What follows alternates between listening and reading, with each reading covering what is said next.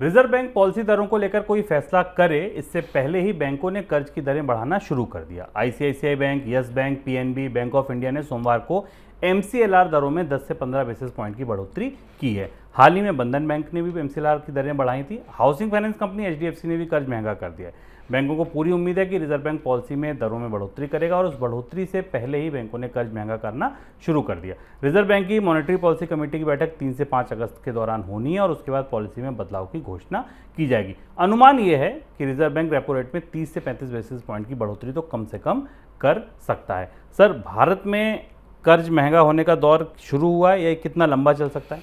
कर्ज महंगा होने के दौर का ये दूसरा चरण है। पहले चरण में हमने मार्च और अप्रैल में एमसीएलआर में और ब्याज दरों में बढ़ोतरी देखी थी। अब जैसे जैसे आरबीआई की बैठक करीब आती जा रही है, बैंकों ने दूसरी चरण की और काफ़ी तेज़ी से काफ़ी स्पीड से ब्याज दरों में बढ़ोतरी करना शुरू कर दिया और उसका असर हमको होम बायर और कार लोन्स पर दिखाई दे रहा है, क्योंकि बैंक एक्सपेक्ट कर रहे हैं कि 35%, बल्कि कई जगह से ऐसे आंकलन है कि 35 से 50% तक की ब्याज दरों में रेपो रेट में बढ़ोतरी हो सकती है।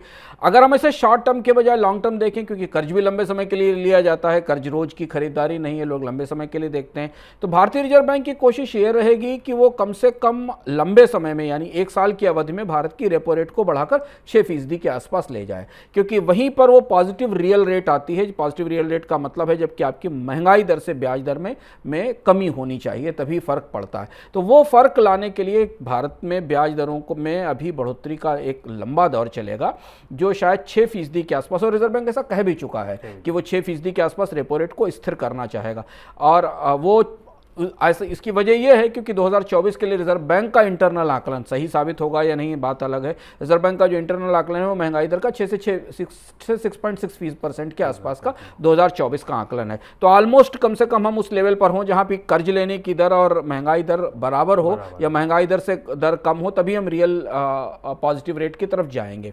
एक चीज़। दूसरी बात यह कि बाजार में एक वित्तीय बाजारों में इस बात की संभावनाएं बनती दिखाई देती हैं, आमतौर पर रैलीज़ के लिए या मार्केट में खरीद के लिए इस तरीके की संभावनाएं बनती दिखाई देती हैं कि बाजार में अचानक मंदी की अगर आहट बन लगी तो दुनिया के केंद्रीय बैंक अपनी ब्याज दरों में बढ़ोतरी की प्रक्रिया रोक देंगे, उन्हें वो इसे बीच में ही रोककर छोड़कर चले जाएंगे। पर इस बात की संभावना, शुभम संकेत ऐसे नहीं लगते, क्योंकि जो पिछले आंकड़े हमें बताते हैं वो ये बताते हैं कि जब जब केंद्रीय बैंकों ने अपने यहाँ ब्याज दरों में बढ़ोतरी की प्रक्रिया को समय से पहले वापस लिया है तो महंगाई वापस लौट आई है।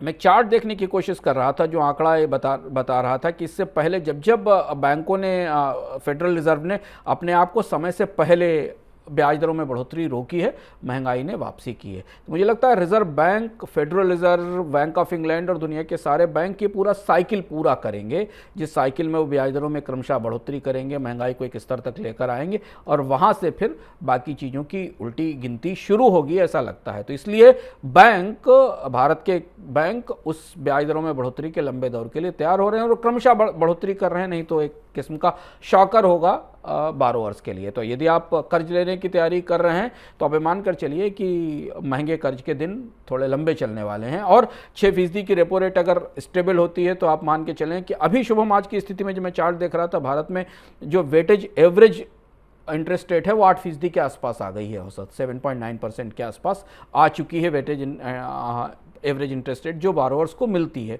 अब यहाँ से अब 35 बेसिस पॉइंट और 50 बेसिस पॉइंट की रेपो रेट की बढ़ोतरी इसके आसपास कहीं शुरू होगी।